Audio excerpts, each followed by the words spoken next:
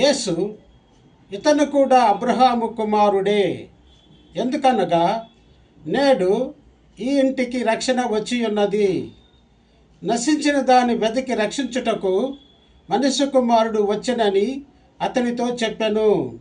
లూకాసు వార్త 19వ అధ్యాయము 9-10 వచనాలు. ప్రియమైన సోదరి సహోదరులారా, యేసు ప్రభు పొట్టివాడైన జక్కయ్యకు రక్షణను ప్రసాదించారు. యేసు ప్రభు మన ఇంటిలోనికి కూడా రావాలని ఆశపడుచున్నారు. కనుక ఆయన్ని ఆహ్వానించిన ఎడల మనకు ఆయన రక్షణ ప్రసాదిస్తారు. లోకరక్షకుడైన యేసు ప్రభు మేము ఆరాధించున్నాము, మేము గణపరుచున్నాము. ప్రభువా, మా హృదయంలోనికి వేంచేసి మాకు రక్షణ భాగ్యమును ప్రసాదించండి. ఆమెన్.